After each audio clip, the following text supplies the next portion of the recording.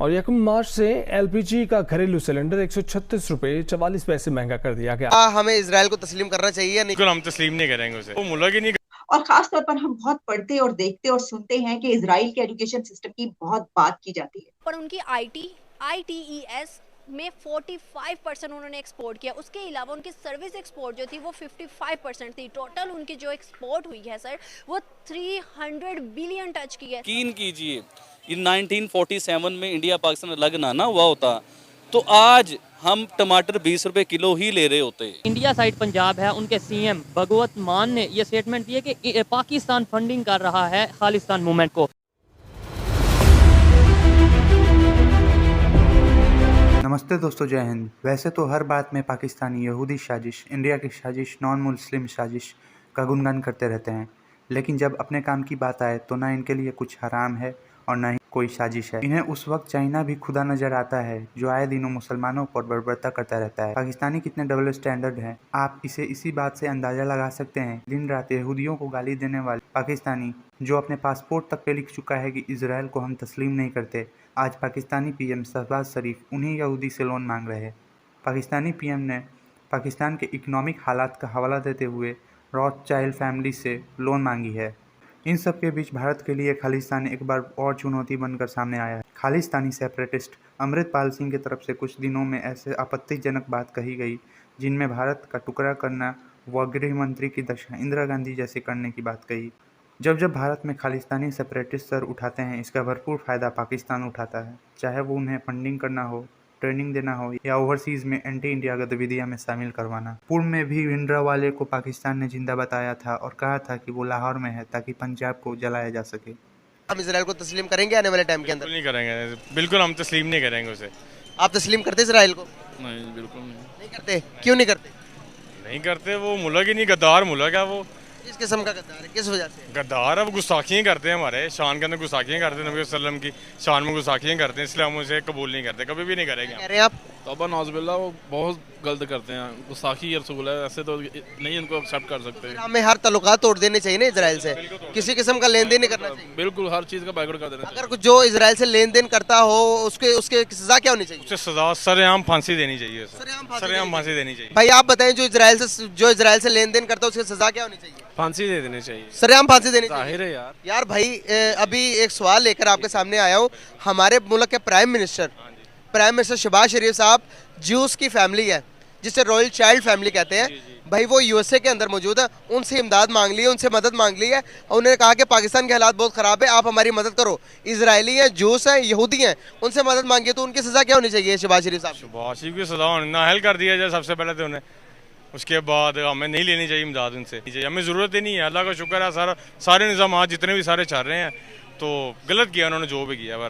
जब वो हमसे इमदाद ले रहे हैं, हमसे टैक्स ले रहे हैं, फिर दूसरों से भी इमदाद मांग रहे हैं, वो भी गुस्ताखी रसूल से, तो ये बहुत गलत बात है, इनको नहीं ऐसा करना चाहिए। हम यहूदियों को, हम इजराइल को तस्लीम नहीं करते, तो आपको नहीं लगता कि इंडिया के साथ भी फिर लेन देन कर लेनी चाहिए? इंडिया तो हमारा पड़ोसी मुल्क। नहीं, उनसे तो बिल्कुल नहीं करना चाहिए। क्यों सर, इंडिया से क्यों नहीं करना चाहिए? गद्दार मुसलमान हो रहा है, आज़ाद कश्मीर आज़ाद नहीं वो कर रहे, साथ में जुल्म इतना हो रहा है वहाँ पर मुसलमानों के ऊपर। हमें किसी से भी इमदाद मांगने की जरूरत, यहाँ पे सब कुछ है, अपनी पैदावार है, कनक वगैरह है, चावल वगैरह, सारे गंदूम है यहाँ पे, किधर चीज़ अपनी पैदावार। यहाँ पे जितने विलेजेस के अंदर है सारे बाहर जा रहे हैं। नहीं करना चाहिए, वो कुफर करते हैं जो लेन देन करते हैं। जो लेन देन पाकिस्तानी करते हैं इजराइल के साथ, उनकी सजा क्या होनी चाहिए?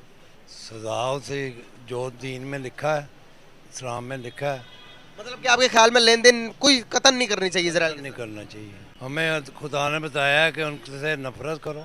और खास तौर पर हम बहुत पढ़ते और देखते और सुनते हैं कि इजराइल के एजुकेशन सिस्टम की बहुत बात की जाती है। वसीम साहब, आप जरा फरमाइएगा, आपने इसके ऊपर कुछ थोड़ी रिसर्च भी की कि क्या वजह है कि जो इतनी तारीफ की जाती है, कुछ नेशंस ऐसी हैं जैसे कि इजराइल की जी एजुकेशन सिस्टम कमाल का है, जरा बताइएगा कि क्या है उनके एजुकेशन सिस्टम? अच्छा आलिया, ऐसा है कि एजुकेशन सिस्टम तो अपनी जगह है। आप ये देखिए कि इस वक्त दुनिया की कम से कम 4 बेहतरीन यूनिवर्सिटीज जो हैं वो इजराइल में हैं, और 100 में से कम 4 बेहतरीन यूनिवर्सिटीज दुनिया की इजराइल में हैं। और पूरे इस्लामिक वर्ल्ड, मुस्लिम वर्ल्ड की एक भी यूनिवर्सिटी पहली 100 बेहतरीन यूनिवर्सिटीज में नहीं आती। तो एजुकेशन तो अपनी जगह पे उनकी हर लेवल पे उन्होंने एक बहुत कॉम्प्रिहेंसिव सिस्टम जो है वो डेवलप किया है, आला सिस्टम उन्होंने डेवलप किया है। लेकिन एजुकेशन से भी बेसिक जो एक चीज है वो है कि कल्चर के अंदर एजुकेशन को और लर्निंग को और एनलाइटनमेंट को और साइंस एंड टेक्नोलॉजी को कितनी अहमियत दी जाती है।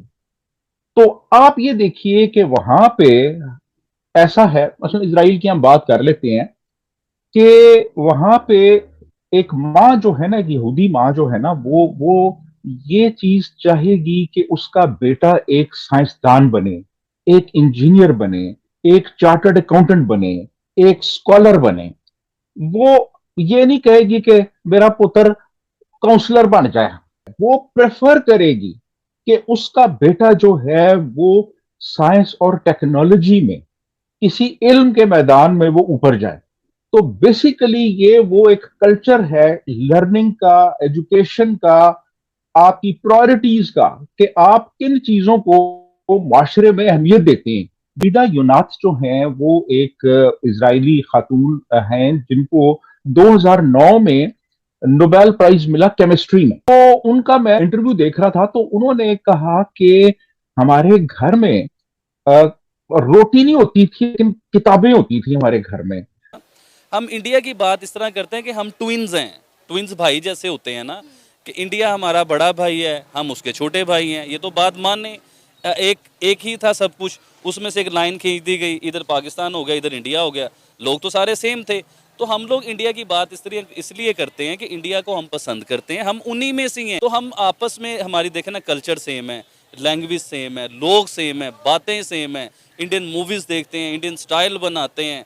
तो फिर इंडिया को तारीफ़ करते हुए तकलीफ़ क्यों होती है हमें? इसका मतलब ये कि हमें सिखाया ये गया है कि इंडिया बुरा है, इंडिया के साथ सिर्फ जंग करनी है। लेकिन बात तरक्की की है। कश्मीर जो पाकिस्तानी कश्मीर और एक इंडियन कश्मीर है, दोनों को कंपेयर करें, इंडिया में क्या तरक्की कश्मीर में हुई है और पाकिस्तान में सिर्फ आपने एक लीक करवाई है। यकीन कीजिए, ये 1947 में इंडिया पाकिस्तान अलग ना हुआ होता तो आज हम टमाटर 20 रुपये किलो ही ले रहे होते और हमारा पेट्रोल 105 रुपये लीटर ही होता। इंडिया साइड पंजाब है, उनके सीएम भगवत मान ने ये स्टेटमेंट दिए कि पाकिस्तान फंडिंग कर रहा है खालिस्तान मूवमेंट को।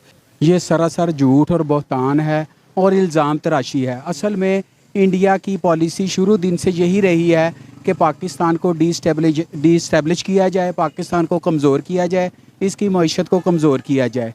हमारा खालिस्तान के साथ फंडिंग करने का कोई ना कोई मामला है और ना रहा है। असल बात ये है कि चूँकि खालिस्तान में बसने वाले सिख अपनी आज़ादी की आज खुद तहरीक चला रहे हैं, उनमें उनको ना किसी के फंड की ज़रूरत नहीं है। वो पूरी दुनिया में, उन्होंने कनाडा में, फ्रांस में इस सिलसिले में बाकायदा रेफरेंडम कराए हैं जिसमें किसी भी मुल्क का कोई भी नुमाइंदा शरीक नहीं हुआ, उसमें खालिस्तान सिख ही शरीक हुए हैं। और उन्होंने सिखों ने अपने मुल्क की आज़ादी के लिए, वो आज़ादी उन्होंने क्यों चाही?